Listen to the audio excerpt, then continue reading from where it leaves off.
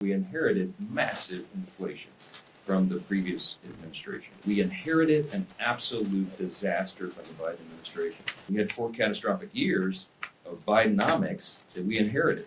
The Biden administration spent like drunken sailors, and they attempted to tax and regulate their way to prosperity.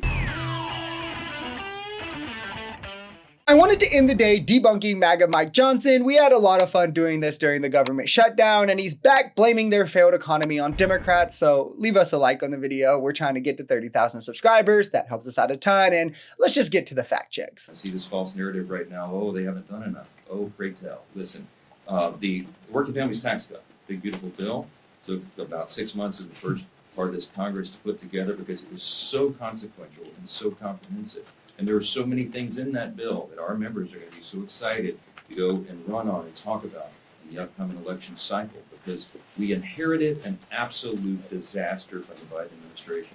Virtually every area of public policy was decimated, and we had to rebuild from the ground up in many of these places and make all sorts of changes and reforms to get America back again. Right, it's more of the usual. It's never our fault. Every problem can somehow be traced back to Joe Biden. The majority of the benefits in the tax cuts go to those making over or at least $231,000 a year. Does that sound like the middle class to you? Income for the average household in America is actually expected to drop. Millions will lose both healthcare access and food stamps, with hundreds of rural hospitals set to close. You have to ask yourself, by their own logic, if they inherited a mess from Biden, why then was their first bill that, by his own admission, took them over 6 months, go to where the benefits, 75%, went to those in the top 10%? Why did they leave the middle class out of the first bill they passed so largely if it was a mess they inherited? It drastically hurts the income of the middle class and below. I mean, there's also the fact that they didn't inherit a mess, but by their own logic, they're leaving the middle class behind. Like when Trump came into office, inflation was 2.4%, the job market was strong, unemployment was low, and they came in and objectively ruined each one of these metrics. We inherited massive inflation from the previous administration. It's no secret affordability is a flashpoint, right, in recent weeks. And we had 4 catastrophic years of Bidenomics that we inherited. The Biden administration spent like drunken sailors, and they attempted to tax and regulate their way to prosperity, and we all knew when they were doing it, it would not work. It had exactly the opposite effect. The result was inflation skyrocketed, gas prices reached record highs, homeownership declined, credit card debt increased, all those things that everybody felt and they're still feeling now.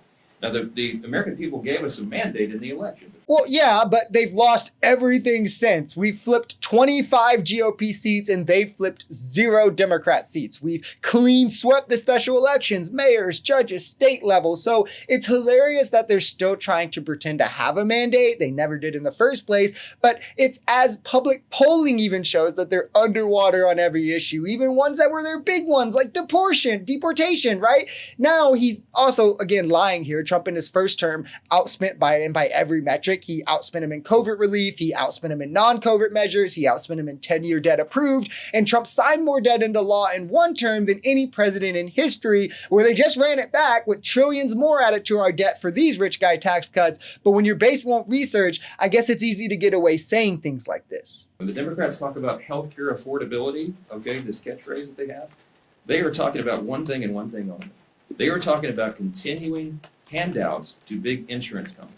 They have no ideas, they have no desire to fix the broken system they created. They just want to subsidize it. And subsidy is a big word. It means they're taking taxpayer dollars and funding a broken system. That is their entire affordability agenda in a nutshell. This agenda does not lower healthcare costs.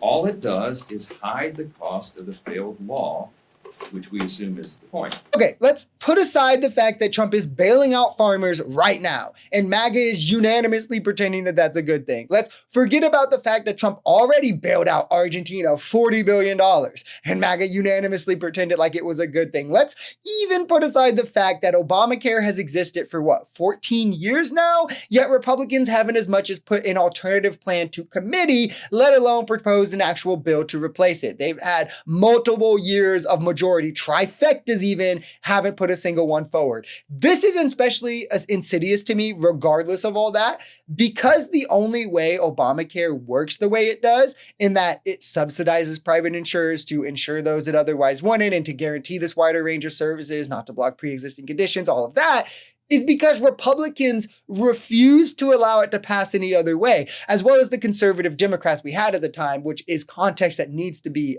given to people. If you look at the Senate majority under Obama, it's actually kind of insane, some of the people who called themselves Democrats. We had pro-life Democrats in Indiana, and we had people in like Alabama or like all these deep red states, but the conservatives are who refused to allow it to be a single payer program or even have a public option, which were both discussed in its creation. But both of which also solve this issue, it should be mentioned, but it would not have passed in that means. So to complain about a stopgap to an issue that only exists because of you, and to divert from that, pretend it's the stopgap that causes the issue when it objectively has led to more healthcare access and curbing healthcare spending, is incredibly nefarious in my opinion.